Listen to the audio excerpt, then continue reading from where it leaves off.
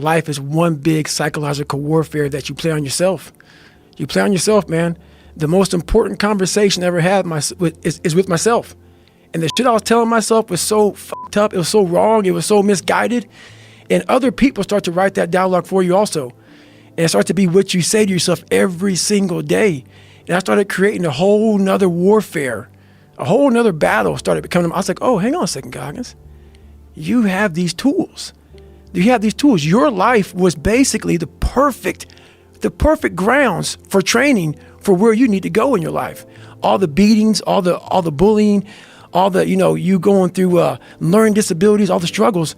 It was the absolute perfect training ground for you to go to where you need to go. And that's how I started looking at my life versus woe is me, poopy pants, kick a rock down the street mentality. It was, God just hooked you right the fuck up.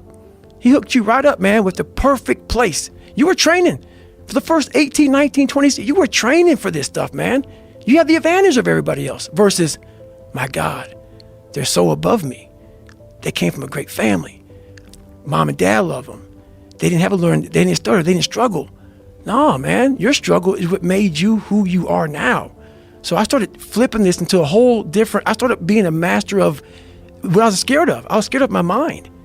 And I became literally a master of that mind. And that's what from now on, it sets me apart from most people.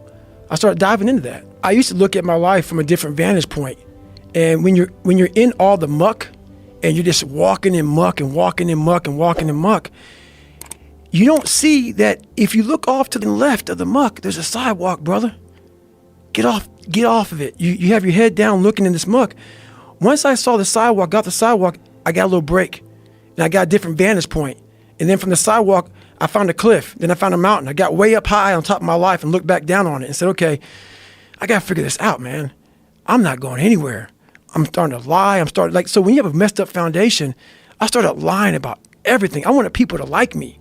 I wanted to be accepted in some society of life, some social society. And I was like, man, this isn't the right way. I'm messed up here. I'm messed up here. I'm messed up everywhere. And so I realized the worst thing that happened to me is I lost myself. I never had myself. I never found myself. I had no self-esteem. So I knew through working out and through learning, because it took a lot for me to learn also, I started finding self-esteem. Once I found that, that's when doors started opening up. I stopped caring about people, that what they thought, being judged. Wow, if I say this, if I started right now, are you gonna make fun of me? I stopped caring about that. And that's when my life started really changing for me, slowly but surely. I didn't care about losing weight. I didn't care about being the fastest person. I wasn't making the Olympics. I wasn't going to pros. I could barely read and write when I was in a junior in high school. I wasn't going anywhere. I saw working out as a way for me to build calluses on my mind. I had to callus over the victim's mentality.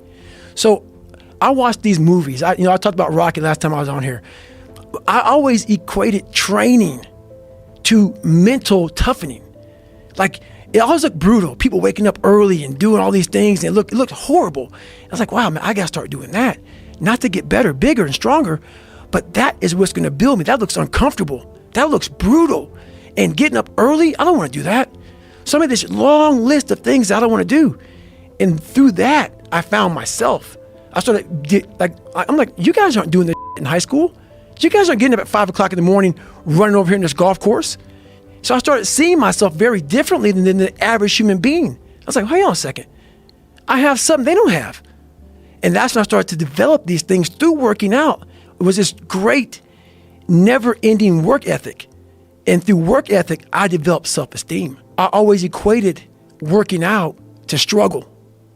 And I struggled my whole life, but I ran from it. So I started realizing, man, I got to start facing the struggle, and I got to be mentally strong for the struggle. So that's where I started coming up with, I'm training for life.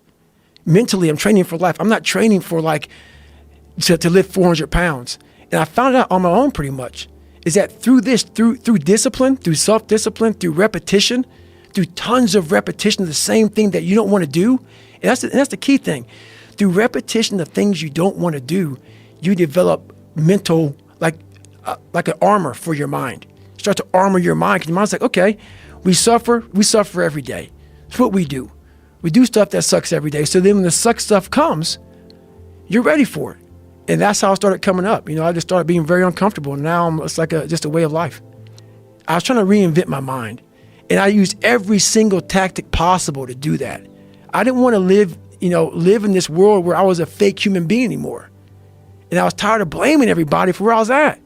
My dad beat me, this happened. I mean, my dad ran prostitutes, man. My dad literally snatched the soul out of my mom. Like, my mom is still battling. This guy literally stripped her soul away. And I was a young kid watching it. And I had no soul to begin with. And my brother, he has a story that he could write 8 books. My dad just came through and just washed us all clean. So I saw my dad through an 8-year-old's eyes. So we left when I was 8. And then at 22, I went back to see him through a grown man's eyes. And he was the same person I remembered. But I had to. You can't live with hate. You cannot move forward. As much as that guy tried to ruin all of our lives, that's where I came from. I had to figure out the origin of where I started from.